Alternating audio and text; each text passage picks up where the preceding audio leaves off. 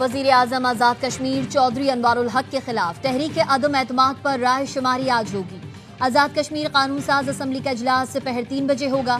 Peoples party کی جانب سے وزیر اعظم آزاد کشمیر کے لیے نامزد فیصل ممتاز راٹھور نے وزارت سے استعفیٰ دے دیا۔ ان کے پاس بلدیات و دیہی ترقی کا قلمدان تھا۔ وزیر اعظم کو بھیجے گئے استعفے میں موقف اپنایا۔ آزاد کشمیر کے مسائل کے حل کے لیے میں نے بھرپور کوشش کی۔ بطور رکن اسمبلی آپ کے خلاف عدم اعتماد کی تحریک کا حصہ ہوں۔ پی پی کی عدم اعتماد تحریک کو مسلم لیگ نون کی حمایت حاصل ہے۔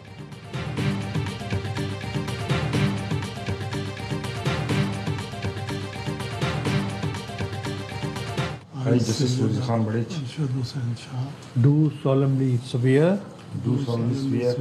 and I will bear true faith and allegiance to Pakistan.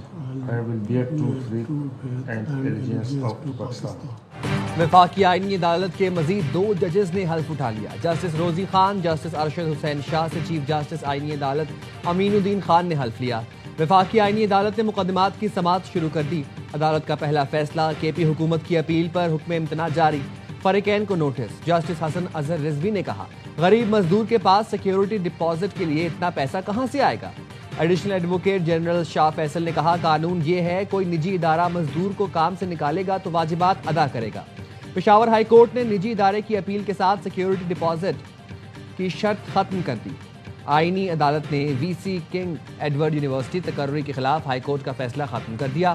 Chief justice امین الدین خان نے آئینی عدالت کے لیے 3 بینچ تشکیل دیے ہیں۔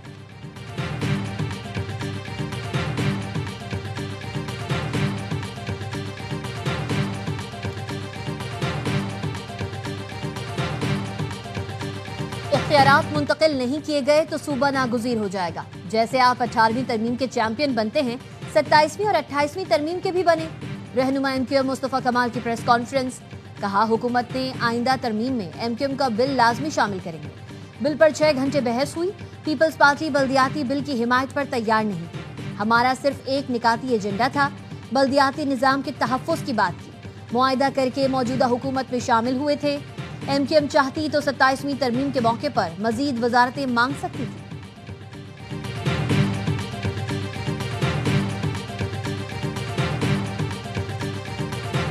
On the population side, high level number, which is obviously not sustainable. These two aspects reinforce each other, actually in Pakistan's case negatively, whether it's the population momentum or where we are in terms of climate change. Pakistan I M F program اور structural reforms پر عمل درآمد کر رہا ہے۔ آئی M F programme کے باعث ملکی معیشت بہتری کی جانب گامزن ہے۔ وزیر خزانہ محمد اورنگزیب کا اسلام آباد میں تقریب سے خطاب، کہا 2.55% آبادی کی گروتھ خطے کے دیگر ممالک کی نسبت بہت زیادہ ہے۔ پاکستان میں تقریباً 40% بچے غذائی قلت کا شکار ہیں۔ کلائمیٹ چینج کے باعث سیلاب اور خشک سالی جیسی آفات کا سامنا ہے۔ آبادی کی گروتھ اور کلائمیٹ چینج دونوں کو کنٹرول کرنا ناگزیر ہو چکا۔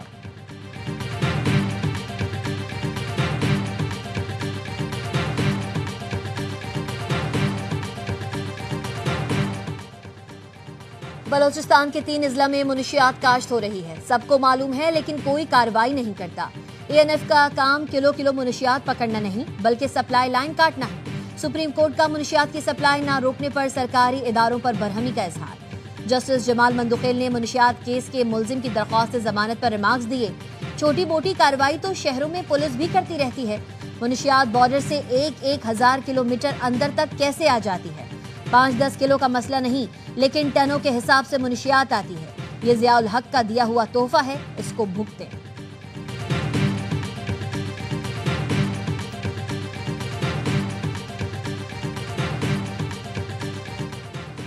ایس سی او سربراہان حکومت کا 70واں اجلاس کل ماسکو میں ہوگا۔ نائب وزیر اعظم اسحاق ڈار پاکستان کی نمائندگی کریں گے۔ ترجمان دفتر خارجہ کے مطابق اسحاق ڈار علاقائی اور عالمی امور پر پاکستان کا موقف پیش کریں گے۔ ایس سی او ممالک کی قیادت سے ملاقاتیں بھی کریں گے۔ اجلاس میں بیلاروس، چین، قازقستان، کرغزستان، روس، تاجکستان، ازبکستان، ایران اور بھارت کے وزرائے خارجہ شریک ہوں گے۔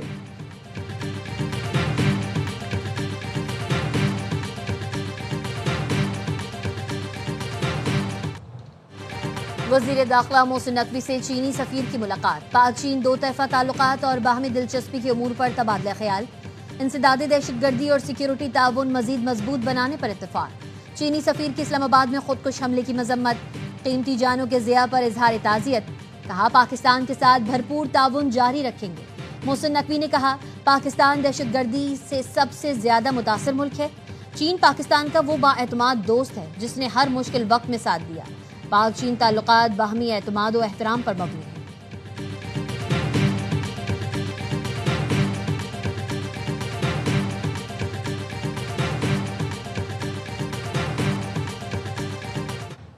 پاکستان امن پسند ملک ہے، جنگ مسلط کرنے والوں کو اسی طرح جواب دیں گے جیسا مئی میں دیا تھا۔ بھارت کے خلاف جنگ میں جذبہ ایمانی کی وجہ سے فتح ملی۔ فیلڈ مارشل سید عاصم منیر کی ایوان صدر میں تقریب کے دوران گفتگو، کہا اللہ کا خاص کرم ہے کہ پاکستان نے دشمن کو دھول چٹائی، اللہ کا شکر ادا کرتے ہیں جس نے ہمیں فتح دلائی۔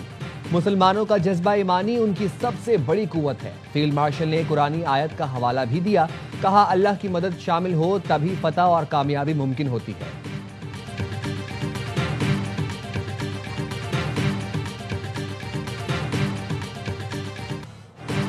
شاہ اردن عبداللہ دوم کا global industries and defence solutions headquarters کا دورہ، فیلڈ مارشل سید عاصم منیر نے شاہ عبداللہ دوم کا استقبال کیا۔ شہزادہ سلمت بنت عبداللہ اور اردن کے دیگر اعلیٰ حکام بھی ہمراہ تھے۔ شاہ اردن کو ادارے کی صلاحیتوں اور مصنوعات پر تفصیلی بریفنگ دی گئی۔ شاہ اردن نے فیلڈ مارشل کو order of military merit first degree کا اعزاز دیا۔ شاہ عبداللہ دوم کا تلفیل فائرنگ رینجرز کا دورہ، وزیر اعظم شہباز شریف، آذربائیجان کے وزیر دفاعی سند بھی موجود تھے۔ شاہ عبداللہ دوم نے مشترکہ فائر اینڈ مینوور مشق دیکھی، پاکستانی افواج کی پیشہ ورانہ مہارت کو سراہا۔ وزیر اعظم شہباز شریف نے کہا شاہ عبداللہ دوم کا دورہ پاک اردن دوستی اور باہمی اعتماد کا عکاس ہے۔ فیلڈ مارشل سید عاصم منیر کا ملٹری تعاون مزید مضبوط بنانے کے عزم کا اعادہ۔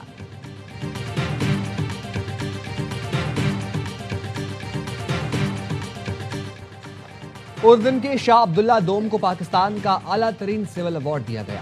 ایوان صدر میں صدر مملکت آصف علی زرداری نے اردن کے شاہ کو سول ایوارڈ سے نوازا۔ تقریب کے دوران شاہ عبداللہ دوم نے صدر آصف علی زرداری کو بھی اردن کا اعلیٰ ترین ایوارڈ دیا۔ تقریب میں وزیر اعظم شہباز شریف، نائب وزیر اعظم field marshal Syed Asim Munir, chairman senate, speaker کابینہ ارکان بلاول بھٹو، آصفہ بھٹو سمیت اہم شخصیات کی شرکت۔ صدر آصف علی زرداری اور شاہ عبداللہ دوم کی ملاقات، دو طرفہ تعاون کو نئے شعبوں تک توسیع دینے پر اتفاق، خطے میں امن و استحکام کی مشترکہ کوششوں کی حمایت، دو ریاستی حل کے تحت آزاد، خود مختار اور قابل عمل فلسطینی ریاست کے قیام پر زور۔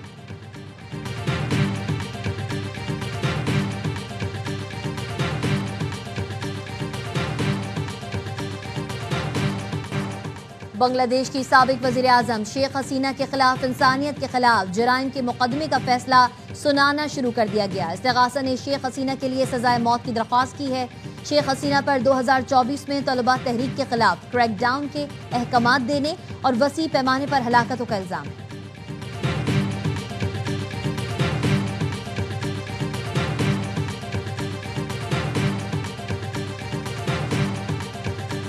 کینیڈا دی سرکار نے اجازت دیتی ہے کہ 23 نومبر آٹوا وکھے ہوئے گا خالستان جڑا ریفرینڈم ہون والا ہے۔ That is a vote on 6 for justice backed Khalistan referendum ballot versus India's Modi regime bullets to stop the liberation of Punjab from the Indian occupation۔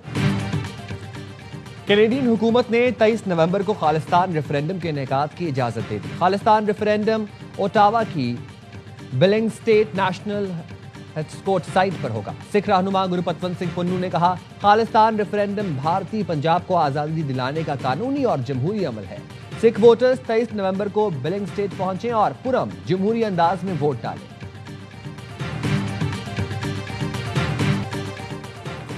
Lal Qila دھماکہ، بھارتی تحقیقاتی ایجنسی کا خودکش بمبار کے ساتھی کی گرفتاری کا دعویٰ۔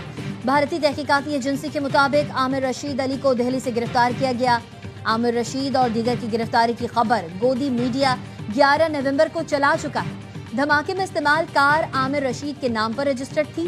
NIA کا دعویٰ 11 نومبر کو گرفتار شخص کی 16 نومبر کو دوبارہ گرفتاری، کیا کوئی نئی سازش ہے؟ پہلے سے گرفتار شخص کی دوبارہ گرفتاری کو بریک تھرو کیوں کہا جا رہا ہے؟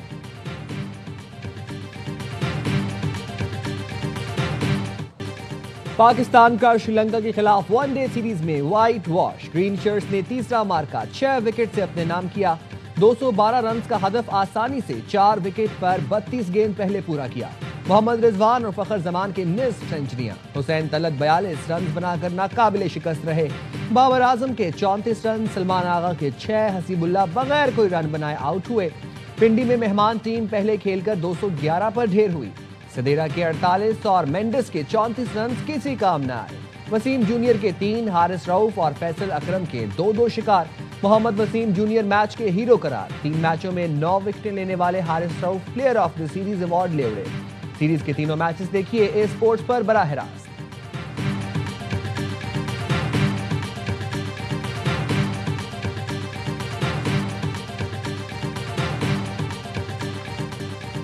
رائزنگ سٹار ایشیا کپ میں پاکستانی جوانوں نے دھوم مچا دی۔ روایتی حریف ترنے والا ثابت، چھوٹے شاہینوں نے بھارت کو عبرتناک شکست دے دی۔ دوحہ میں 8 وکٹ سے میدان مارا۔ 137 رنز کا ہدف آسانی کے ساتھ 40 گیند پہلے حاصل کر لیا۔ ماں صداقت کی ایک اور طوفانی اننگز، 47 گیندوں پر ناقابل شکست 79 رنز بنائے، 7 چوکے اور 4 چھکے لگائے۔ انڈین ٹیم پہلے کھیل کر 19 اوور میں 136 رنز پر ڈھیر ہوئی۔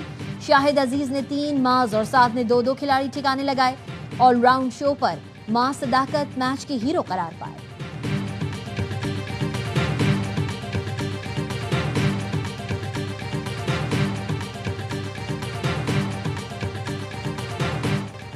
پانچ سے 6 اور 6 سے 8 پی ایس ایل پہلے سے بڑی اور مضبوط ہونے کو تیار۔ کراچی، لاہور، کوئٹہ، پشاور، اسلام آباد اور ملتان کے علاوہ 2 مزید شہروں کی نمائندگی ہوگی۔ فیصل آباد، گلگت، حیدرآباد، راولپنڈی، سیالکوٹ اور مظفر آباد دوڑ میں شامل۔ پی سی بی نے پاک شری لنکا تیسرے ون ڈے میں پاکستان کے سب سے بڑے کرکٹ میلے کا نیا پرومو جاری کر دیا۔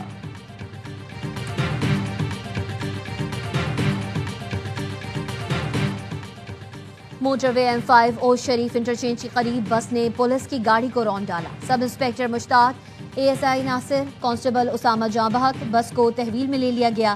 حادثے کا باعث بننے والی بس کراچی سے ملتان جا رہی تھی۔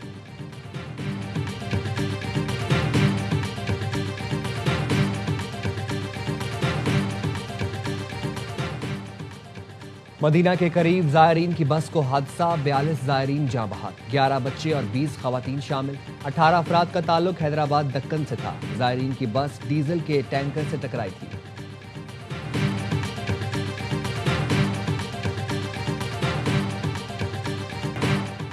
جنوبی غزہ میں اسرائیلی فورسز کے حملوں میں مزید 3 فلسطینی شہید، متعدد زخمی۔ اسرائیلی ہیلی کاپٹرز نے رفح کے شمالی علاقوں پر بمباری کی۔ عرب میڈیا کے مطابق اسرائیل نے خیمے اور دیگر امدادی سامان کی غزہ میں ترسیل پھر روک دی۔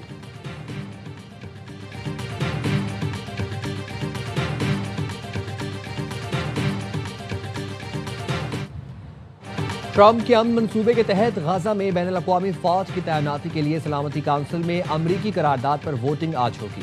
قرارداد کے پہلے مسودوں کے برعکس موجودہ مسودے میں مستقبل کی ممکنہ فلسطینی ریاست کا ذکر ہے۔ واشنگٹن نے خبردار کیا ہے منصوبے پر عمل نہ ہونے کی صورت میں لڑائی دوبارہ شروع ہو سکتی ہے۔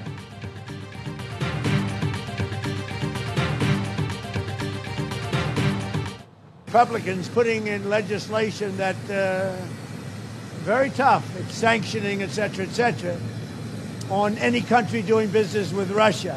They may add Iran to that. So any country that does business with Russia will be very severely sanctioned.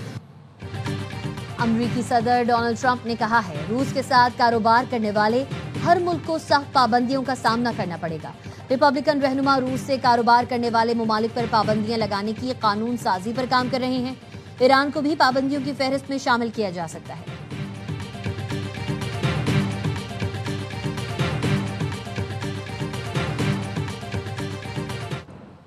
Iran میں یورینیم کی افزودگی بند ہے۔ ایرانی وزیر خارجہ عباس اراغچی کا کہنا ہے جوہری پروگرام پر شفاف اور باوقار مذاکرات کے حامی ہیں، کسی کے احکامات پر نہیں چلیں گے، لیکن امریکہ برابری کی بنیاد پر جوہری مذاکرات کے لیے تیار نہیں۔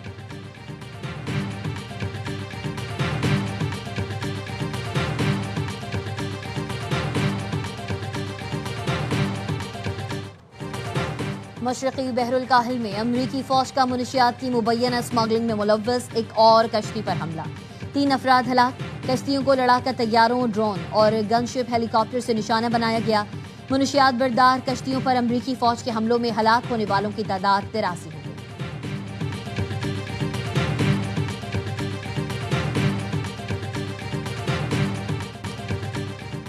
یانک سنر نے اے ٹی پی فائنلز کا کامیابی سے دفاع کر لیا۔ فائنل میں عالمی نمبر 1 کارلوس الکراز کو سخت مقابلے کے بعد شکست دے کر ٹائٹل اپنے نام کر لیا۔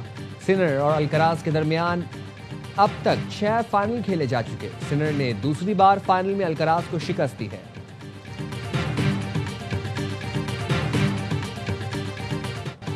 دبئی میں آج سے ایئر شو کا رنگا رنگ میلہ سجے گا۔ دنیا بھر سے جدید طیارے، ہیلی کاپٹرز، ڈرونز اور ایویشن ٹیکنالوجی نمائش کے لیے پیش کی جائے گی۔ چین کا ایئر ڈیفنس سسٹم اور روسی ایئر ٹیکنالوجی ایئر شو کا حصہ ہیں۔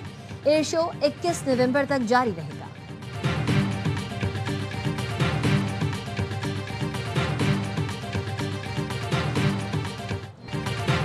ورسٹائل اداکار شفیع محمد کو وداعوں سے بچھڑے 18 برس بیت گئے۔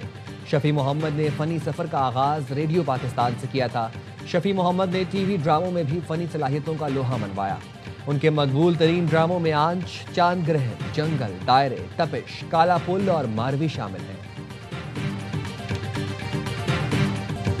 اور سروں کی لیلا لیجنڈ گلوکارہ رونا لیلا نے زندگی کی 73 بہاریں دیکھ لیں۔ بنگال کی ساحرہ رونا لیلا نے پنجابی گانا ایسے گایا جیسے ان کی مادری زبان ہے۔ رونا لیلا نے اردو، ہندی، سندھی، بنگالی اور پشتو سمیت 17 زبانوں میں سپر ہٹ گیت گائے۔ رونا لیلا کی آواز کی شوخی کا سحر آج بھی قائم ہے۔